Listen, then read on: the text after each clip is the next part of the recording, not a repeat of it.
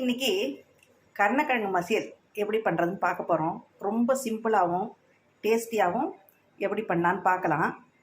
அதுக்கு என்னெல்லாம் தேவைங்கிறது சொல்கிறேன். கருணக்கிழங்கு, 2 எலும்பிச்சம்பழம், பச்சை மிளகா, உப்பு, பெருங்காயம், ஆஸ் யூஷுவல் கடுகு, உளுத்தம்பருப்பு, வத்த மிளகாய். இவ்வளோ தான், ரொம்ப சிம்பிள். இந்த கருணக்கிழங்கு குக்கரில் ஒரு 2-3 விசில் விட்டு எடுத்து வச்சுட்டுருக்கேன். இதை தோலை உரிச்சிட்டு இப்போ பண்ண போகிறேன். எப்படி பண்ணலான்னு பார்க்கலாம். ஒரு டேபிள் ஸ்பூன் எண்ணெய் விட்டுருக்கேன். எண்ணெய் சூடாக எடுத்து ஒரு ஸ்பூன் கடுகு, நான் சின்ன ஸ்பூனில் தான் போடுறேன். ஒரு ஸ்பூன் உளுத்தம்பருப்பு கொஞ்சம் செவக்கட்டும். செவந்தோன்னு பச்சை மிளகாயை போடலாம். அதில் செவந்துட்டு பற்றில இப்போ பச்சை மிளகாயை போடலாம்.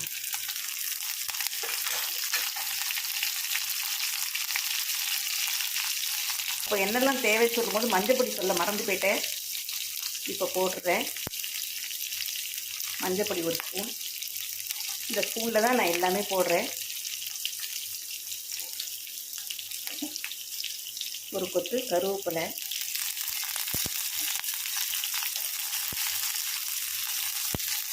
ஒரு வத்த மிளகாய்,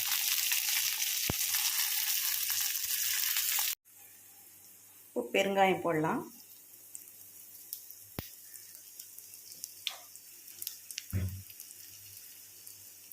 அதுக்கப்புறம்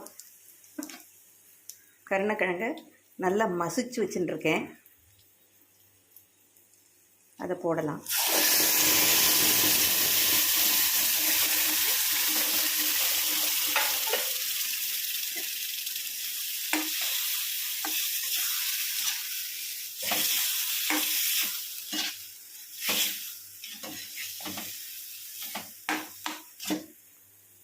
உப்பு, தேவையான உப்பு போட்டுங்க.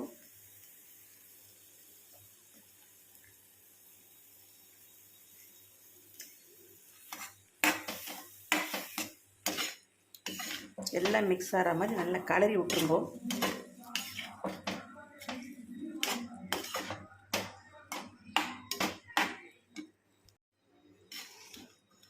இது ரொம்ப நாள் கொதிக்கணுங்கிற அவசியம் இல்லை. ஏன்னா நம்ம ஆல்ரெடி வேக வச்சதுனால கொஞ்ச நாள் கொதிச்சா போகிறோம். ரொம்ப திக்காக இருந்ததுன்னா கொஞ்சம் தண்ணி விட்டு கொஞ்சம் லூஸ் பண்ணிக்கோங்க. இந்த பதத்தில் இருந்தால் போகிறோம்.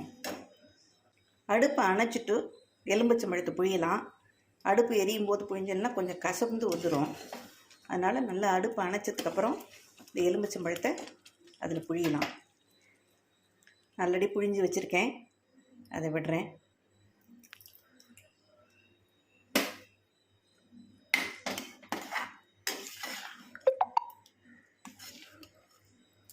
இன்னும் கொஞ்சம் திக்காக வேணுங்கிறவா தண்ணி விட்டுக்க வேண்டாம்.